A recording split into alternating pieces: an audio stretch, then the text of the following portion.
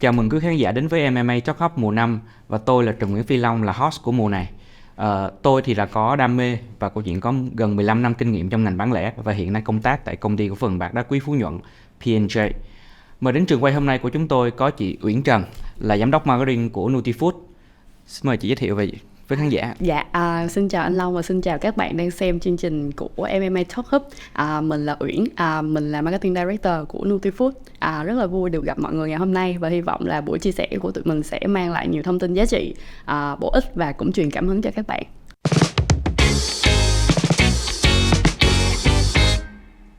Được biết là chị Uyển đã làm trong câu chuyện những ngành liên quan đến chuyện creative agency. Thế nhưng lại có những cái bước chuyển liên quan đến câu chuyện của một cái ngành hàng FMCG hơi một chút truyền thống.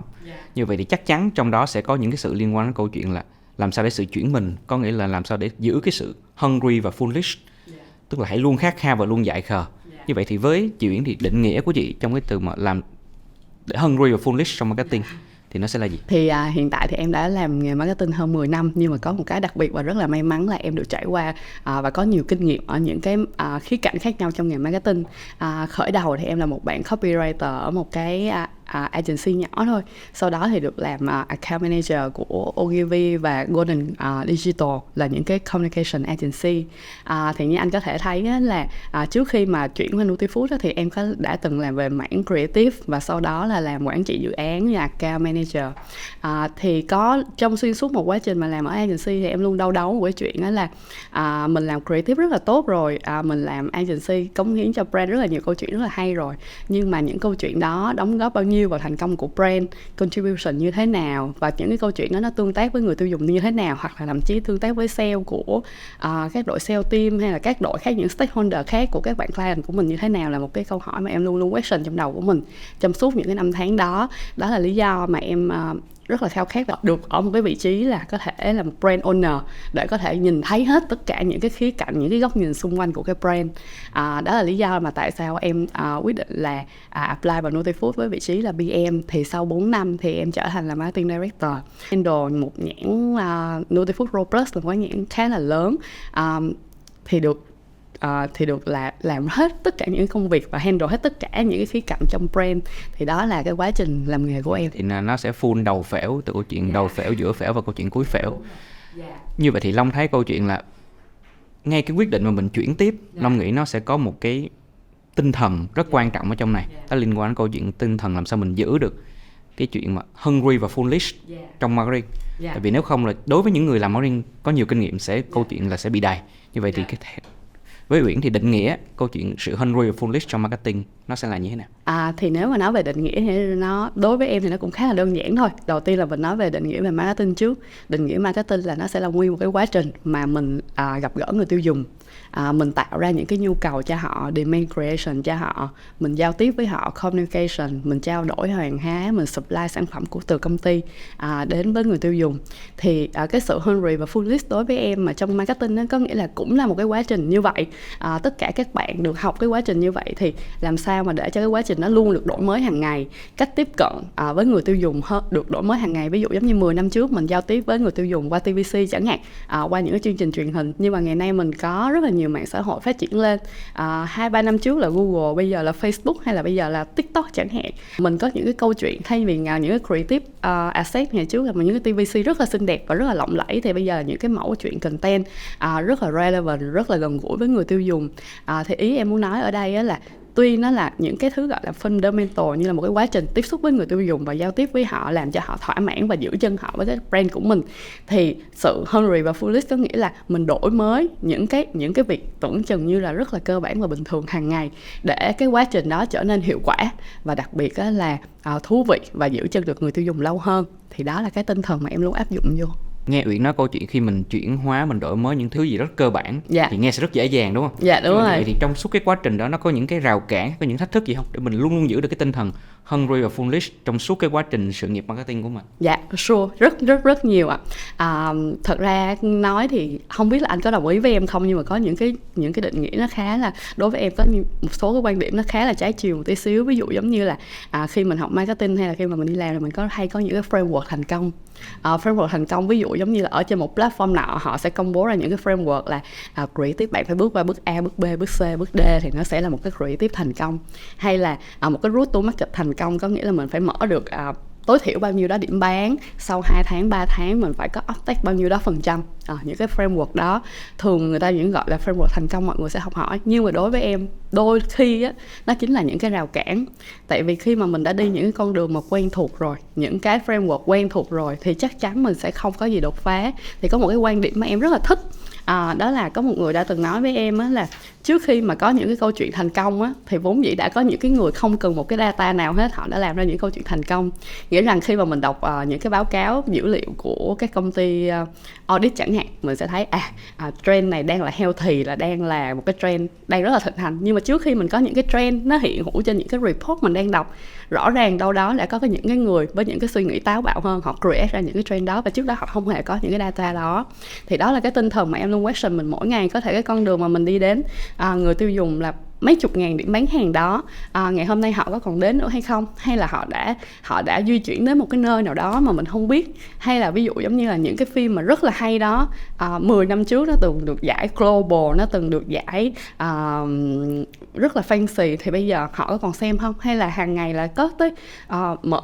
mở điện thoại lên, người tiêu dùng có thể thấy là rất nhiều cái mẫu quảng cáo khác nhau, và họ bị dilute trong cái rừng quảng cáo đó, thì làm sao câu chuyện của mình tiếp tới người tiêu dùng được tốt hơn. Thì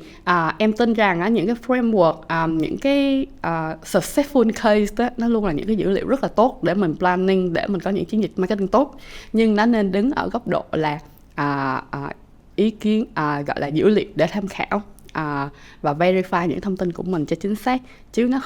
nó không nên lạm dụng nó quá nhiều để trở thành những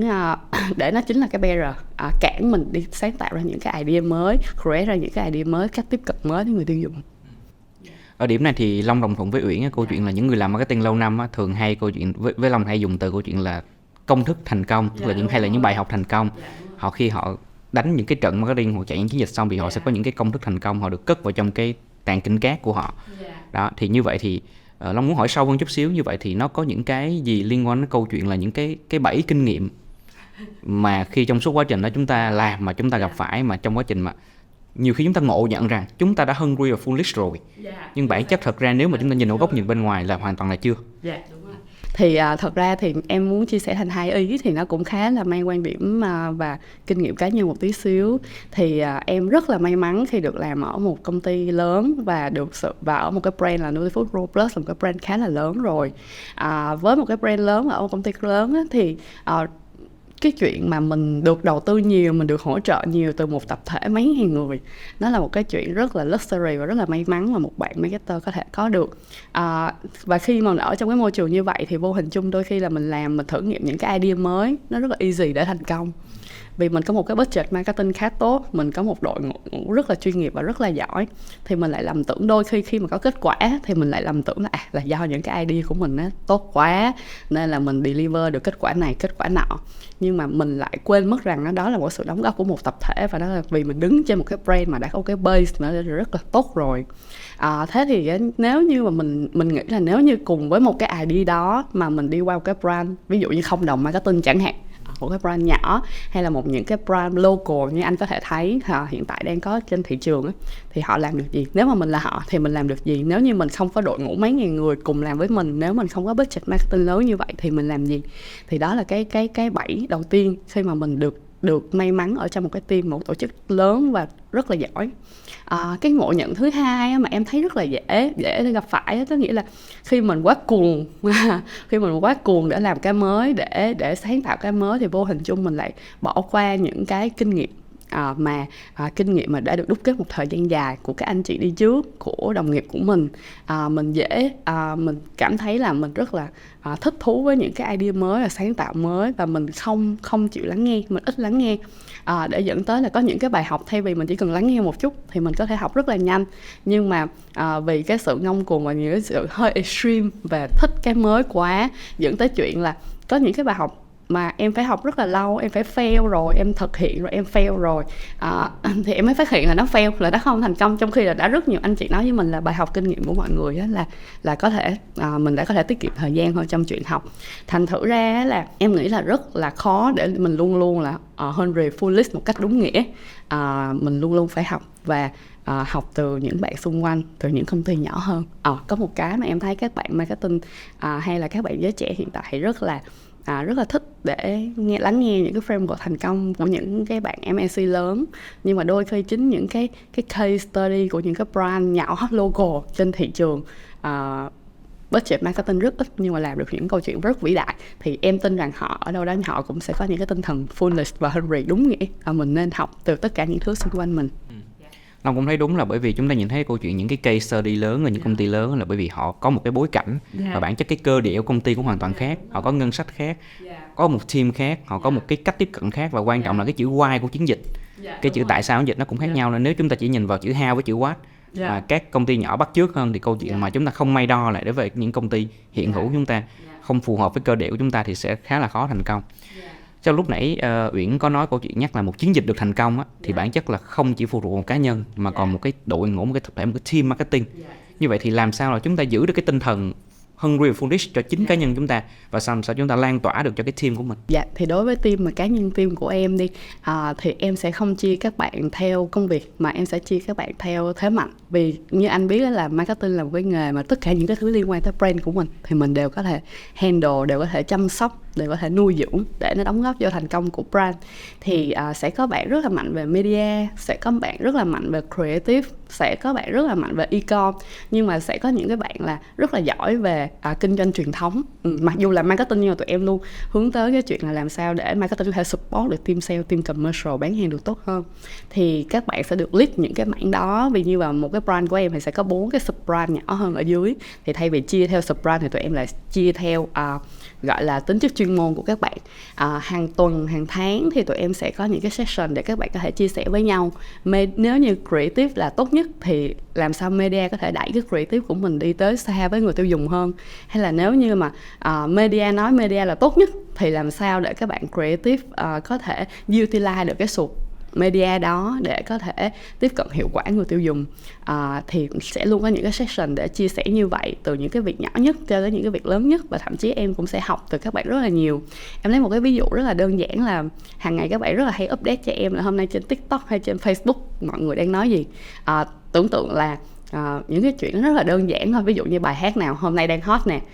ví dụ như challenge tối qua mà trên mạng xã hội mọi người đang thích chơi là cái gì, đang thích engage là cái gì, thì tưởng chừng nó rất là cơ bản, nhưng mà nếu mà mình không catch up được, nếu mình không học hỏi từ những điều mà cơ bản nhất như vậy á, thì vô hình chung brand của mình nó sẽ không có được gần gũi với người tiêu dùng. Mình sẽ không nói những câu chuyện gần gũi mà mình sẽ gặp lại một cái vấn đề là brand nói chuyện của brand không phải là cái mà người tiêu dùng muốn nghe, từ đó cái việc tiếp cận người tiêu dùng nó khó khăn hơn. Thì tinh thần học hỏi và chia sẻ là luôn luôn được lan tỏa trong team của em như vậy. Như vậy thì cái mà Long nhận thấy được câu chuyện đó là có hai từ khóa, tức là reflection sau mỗi chiến dịch, một campaign mình đã từng làm, để mình coi mình thứ gì mình làm được, thứ gì mình làm chưa được, hoặc là nếu chúng ta làm được làm khác đi thì nó sẽ làm cái gì. Một cái từ khóa thứ hai liên quan đến câu chuyện là tư duy mở, có nghĩa là chúng ta sẽ luôn luôn chúng ta đón nhận cái mới, những cái trend mới, những cái cập nhật mới của câu chuyện đó để chúng ta quay lại. Thì lúc nãy Long nhìn thấy được câu chuyện trong quá trình mình kể, mình thấy câu chuyện là sự hungry và foolish có sự lây lan từ câu chuyện cá nhân sang câu chuyện team marketing. Vậy Long hỏi rộng hơn chút xíu, nếu mà chúng ta nhìn câu chuyện ở góc độ tổ chức đi, tức là từ team marketing thì nó có lan qua các phòng ban khác bên cạnh liên quan đến câu chuyện cung ứng, câu chuyện tài chính, câu chuyện nhân sự không, cho câu chuyện hungry và foolish? Theo em là những cái thứ liên quan tới tích cực á, thì nó sẽ được lan tỏa một cách hữu hình và vô hình, một cách chủ động và bị bợm. Thì ở trong công ty của em thì có một cái văn hóa là thứ hai hàng tuần sẽ có những cái session mà sharing link phòng ban. Mặc dù mình có những cái chuyên môn hoàn toàn khác nhau như logistics, như finance, như marketing, như sale, nhưng mà sẽ có những cái session để mọi người có thể chia sẻ với nhau. Ví dụ với cái tính chất chuyên môn như thế nào thì tất cả mọi team sẽ cùng hướng tới một mục tiêu là đưa cái công ty ngày càng phát triển hơn. Nên thành thử ra là những cái tinh thần mà foolish và hungry á, nó sẽ luôn được chia sẻ ở tất cả các phòng ban. Em lấy một cái ví dụ rất là điển hình là hiện tại thì tất cả các công ty, và cũng không ngoại trừ công ty em, là hướng tới mô hình là D2C, Direct to Consumer. Làm sao để 10 cái bước touch point tiếp cận tới người tiêu dùng của mình, từ nhà sản xuất cho đến người tiêu dùng ngày càng ngắn hơn, ngày càng hiệu quả hơn kể cả là efficiency hơn từ phía công ty, và cũng hiệu quả hơn, đưa lại người tiêu dùng cho trải nghiệm tốt hơn cho người tiêu dùng. Thì nói thì như anh cũng có thấy là marketing thì mình sẽ có rất là nhiều cái concept khác nhau, nhưng mà làm sao để make it happen và khiến cho nó trở thành là một cái case thật sự á, thì tụi em có liên tục có những cái buổi họp liên quan với nhau. Ví dụ giống như ở logistics thì các anh chị á, đang tưởng tượng là đang phải deliver hàng hóa theo tấn, theo tải đến các cái điểm bán hàng ngàn SKU, hàng ngàn item một lần. Thì bây giờ lại quay trở lại giống như học lại từ đầu, làm sao để đưa cái món hàng nhỏ nhất đến người tiêu dùng một cách nhanh nhất. Thay vì như là ngày xưa mình tính toán những câu chuyện rất lớn, thì hiện tại vẫn những anh chị đó với expertise rất là tốt đó phải tính toán lại những câu chuyện tưởng chừng như rất nhỏ, là ok, mình không giao một tấn hay là 1.000 SKU nữa, mình giao một lon sữa đến tay người tiêu dùng như thế nào cho nhanh, cho an toàn, cho không bị móc méo. Hay là ví dụ giống như finance team thì nguyên một cái value chain, ngày xưa đến giờ là công ty của mình đã rất là lớn rồi, những cái kênh bán hàng là ngàn tỷ là một chuyện rất là bình thường. Thì bây giờ finance team cũng phải tính toán lại value chain cho từng sản phẩm đến từng người tiêu dùng, thì nó như thế nào, nó được deliver như thế nào, cost chỗ nào cao hơn, cost chỗ nào thấp hơn. Hay là ví dụ giống như kể cả marketing, tụi em hàng ngày vẽ những cái chiến lược về portfolio, thì những sản phẩm nào phù hợp bán online, những sản phẩm nào chỉ phù hợp bán offline thôi. Những sản phẩm bán online tưởng chừng như là mình phải thiết kế lại, mình phải customize, giống như anh nói là phải đo ni đóng giày lại, vừa nhỏ gọn, vừa dễ giao nhận, vừa có giá trị tốt, để đưa được cái sản phẩm tốt đến người tiêu dùng. Tuy nhiên á, thì hoặc là ví dụ như sale, thì ngày xưa team sale thì chỉ cần quan tâm đến chuyện là ok, một chiến dịch được mở ra bao nhiêu ngàn điểm bán có cái sản phẩm của Nutifood. Nhưng bây giờ sale cũng đã bắt đầu quan tâm, cũng bắt đầu nói đến những cái câu chuyện là ok, cái creative này đẹp nè, nó có ra được đơn hàng hay không, hay là cái anh bác sĩ kia anh đang tư vấn có hay hay không, có uy tín hay không, có chuyên nghiệp hay không, hay là chị KOL nọ hình ảnh chị có đủ đẹp hay không, có đủ để trigger người tiêu dùng hay không. Thì những cái chuyện tưởng chừng như là của marketing á, thì các anh em sale team họ cũng được lan tỏa, và họ cũng cảm thấy đó là những cái giá trị có thể chốt được đơn hàng cho họ. Thành thử ra là họ cũng rất là willing để học một cách chủ động, một cách bị động. Thì vô hình chung khi mà cái tinh thần đó được lan tỏa thì là mọi người đều học hỏi của nhau. Em cũng bắt đầu nghĩ tới những cái khó khăn của các điểm bán hàng. Ví dụ giống như mình livestream 3-4 tiếng đồng hồ, mình thấy chốt được có 5 đơn, 10 đơn thôi, trong khi hàng ngày cả ngàn anh em sale ở ngoài thị trường đi nắng đi mưa làm sao bán được quá trời volume cho mình. Hay ngược lại là các anh sale thì lại cảm thấy là thì ra làm ra một cái quảng cáo khó như vậy, thì ra là có một cái ad có chút xíu, cái hình có chút xíu thôi, nhưng mà team marketing đã phải bỏ idea, bỏ công sức vô để tạo ra nó như thế nào. Thì cái tinh thần đó nó lan tỏa trong công ty, nó không chỉ giúp là công việc hiệu quả hơn, mà nó còn giúp cho mọi người thấu hiểu cho nhau hơn. Tại vì mọi người đều học hỏi cái mới, và mọi người đều cảm thấy là với những cái chuyên môn khác nhau thì sẽ có những cái effort, những cái nỗ lực khác nhau. Thì từ đó ngoài những cái tangible result mình có thể thấy được và đơn hàng doanh thu, thì mình còn thấy được đó là cái sự đồng lòng, những cái giá trị đồng lòng, đoàn kết và thấu hiểu understanding cho nhau hơn. Thì như vậy có phải là Long sẽ thấy được câu chuyện là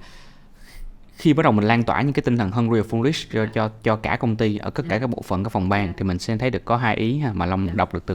câu chuyện chị vừa mới chia sẻ. Thứ nhất là liên quan đến câu chuyện là cái sự refraction lúc nãy mình refraction trong team marketing với nhau là đơn phương và song phương. Ngày hôm nay refraction về một chiến dịch, một chương trình nó trở thành đa phương, có nhiều chiều, và mình hiểu hơn các bộ phận khác của mình nhiều hơn. Điểm thứ hai mà khi nói ví dụ mà D2C, direct consumer của mình, thì lúc này đi khi mà chúng ta bắt đầu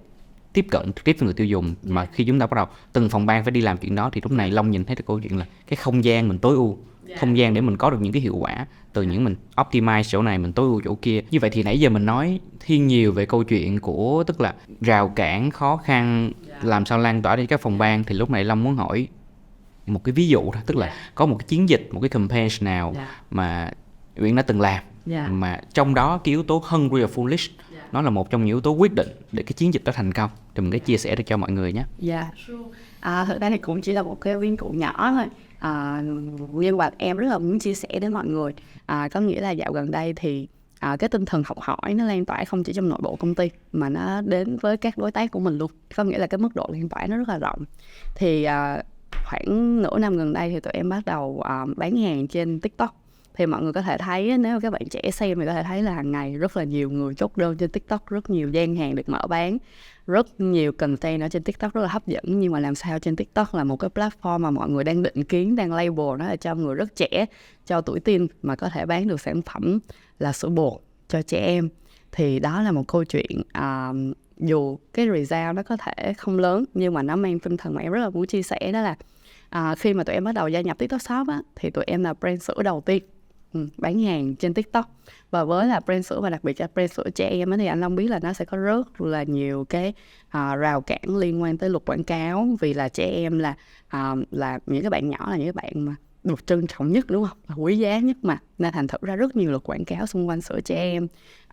Và TikTok là một cái platform mà auto bot có thể quét gậy, đánh gậy bất cứ lúc nào. Có khi set up livestream cả ngày, xong lên nói được 3 câu là đánh gậy. Mà kể cả team TikTok là những con người thật sự cũng không hiểu tại sao lại bị như vậy. Cả hai team 10 giờ đêm, 11 giờ đêm race ticket lên vùng, rồi cùng nhau tìm hiểu là lý do tại sao mà mình lại bị mắc phải những cái lỗi như vậy. Thì không chỉ là tụi em học mà kể cả là các bạn cũng học. Các bạn cũng học. Rồi tụi em bắt đầu là học hỏi từ những cái chị seller dù là nhỏ thôi. Mình thường mình hay nghĩ là mình là nhà sản xuất lớn rồi, nhưng mà không, mình thấy là tại sao mình nhà sản xuất lớn với rất nhiều kinh nghiệm thì mình lại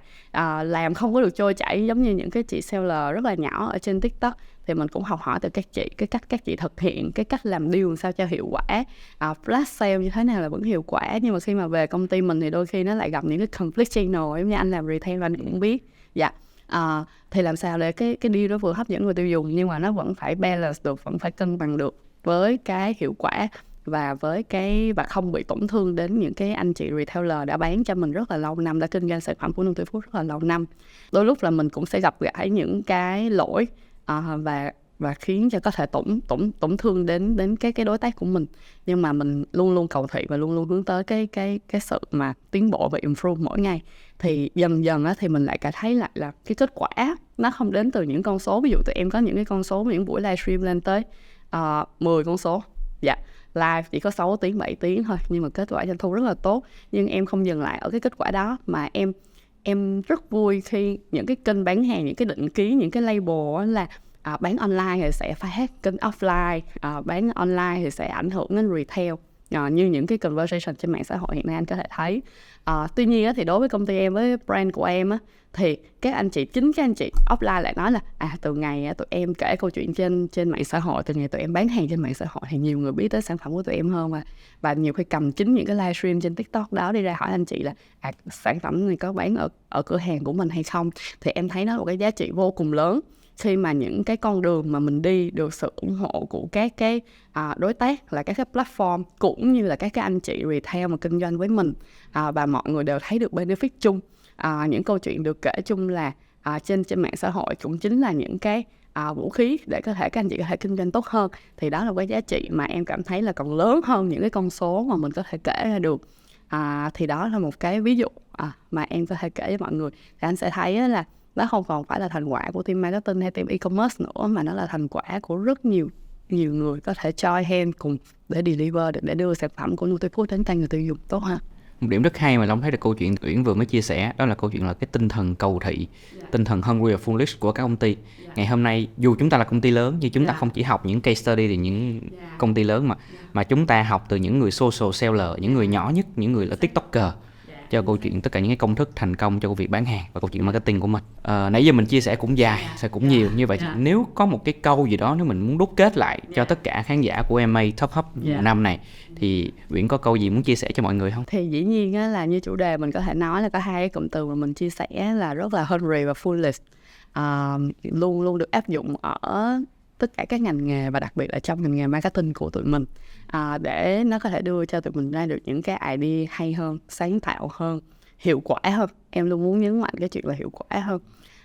để đưa sản phẩm từ nhà sản xuất đến tay người tiêu dùng tốt nhất có thể và nhiều nhất có thể. Nhưng mà cái đó là một concept rất là chung chung. Nếu như mà có một câu mà để đúc kết lại để cho các bạn á, thì các bạn cứ dám nghĩ và dám làm thôi. Mình sẽ có rất là nhiều lần vấp ngã, nhưng mà tin chắc rằng á, là với cái sự ham học hỏi của mình á, thì mình sẽ có được nhiều kết quả tốt hơn. Và cứ dám nghĩ dám làm thôi ạ. Cảm ơn chị Uyển đã tham gia chương trình MMA Top Up mùa 5 này của mình.